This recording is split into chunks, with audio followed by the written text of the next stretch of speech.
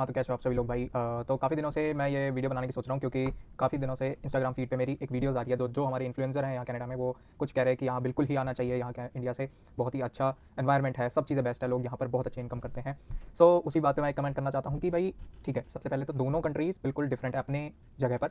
और हाँ, यहाँ इनकम अच्छी होती है, हर किसी काम के लिए आपको ज़्यादा टाइम नहीं स्पेंड करना पड़ता, जैसे ऑफिशियल काम हो गए आपके। और ठीक है, मेडिकल फैसिलिटीज़ आपकी यहाँ पर काफ़ी स्लो है, इंडिया बेस्ट है। और बाकी ऑफिशियल डॉक्यूमेंट्स आपको कहीं साइन करवाने हैं या फिर आपको ऑफिशियल कोई भी डॉक्यूमेंट्स बनवाना है, तो यहाँ बिल्कुल टाइमली हो जाता है वो चीज़ें। और रही बात इनकम की, इनकम सोर्स यहाँ पर काफ़ी अच्छे हैं, जो कि आप कोई भी काम करके और अच्छी इनकम कमा सकते हो। लेकिन आपको ये भी ध्यान देना पड़ेगा कि यहाँ पर उसी हिसाब से एक्सपेंसेस भी हैं, जितना आप कमा रहे हो, जिस अच्छे वेज पे कमा रहे हो, उस हिसाब से यहाँ एक्सपेंसेस भी हैं यहाँ पर। तो इसको भी ध्यान देना चाहिए। वैसे ये कंट्री, यहाँ जो भी आना चाहता है वो बिल्कुल बेस्ट है, क्योंकि अगर आप इंडिया में बिल्कुल ही स्क्रैच से स्टार्ट कर रहे हो या आपके पास बिल्कुल कोई ऑप्शन ही नहीं है, तो ये कंट्री आपके लिए बेस्ट है। और जो कि वहाँ पर आपने अच्छा इनकम जनरेट करके आप स्पेंड कर रहे हो, वहाँ पर काफ़ी चीज़ें, जैसे मनी फ्लो आपका वहाँ पर अच्छा है इंडिया में, तो यहाँ आने की ऐसी कोई नीड है नहीं, क्योंकि वो फिर यहाँ पर वो कंफर्ट आपको मिलता नहीं।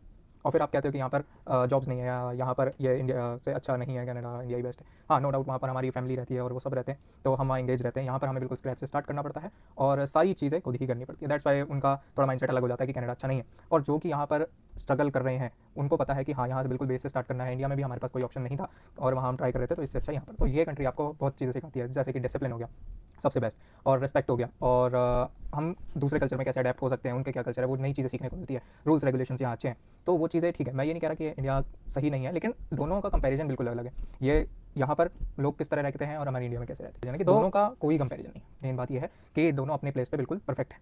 तो यही बात है, कोई ऐसे ही नहीं। कोई इन्फ्लुएंसर ये भी कह रहे हैं कि बिल्कुल एक तरफा ही तुम कह रहे हो, और दिक्कत नहीं कहना चाहिए ऐसा, क्योंकि दोनों का कोई कंपैरिजन नहीं है। मैं बार बार ये कह रहा हूँ। और इंडिया अपनी जगह पे बेस्ट है।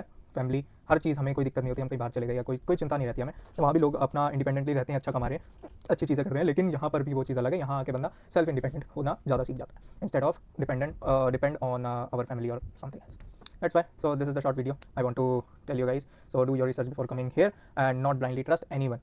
Because if you live in that world in which you are influenced by someone, so it will be bad for you. क्योंकि आप उस चीज़ को एक्सपेक्ट करके आ रहे हो जो हो ही नहीं रही है यहाँ पर, और तुम सीधा यहाँ पर आ रहे हो और तुम्हें वो चीज़ें मिलती नहीं है, फिर तुम कहते हो कि नहीं भाई ये खराब है। सो कई चीज़ें ऐसी हैं, तो पूरा उस पर रिसर्च करके आओ, कैसा होता है, कैसा कल्चर है। कई यूट्यूब वीडियोज़ देखो, मैंने भी ऐसे ही करा था यहाँ आने से पहले, कि कई चीज़ें देखी थी मैंने कि हाँ भाई ऐसा है। मैं काफ़ी टाइम से यहीं पर ही एक तरह से वर्चुअली कनाडा में रह रहा था, तो मेरे को वही एक्सपेक्टेशंस थी कि हाँ यहाँ ऐसा होगा, ऐसा स्ट्रगल होगा, या ये काम करना पड़ेगा, तो मैं यहाँ ठीक हूँ।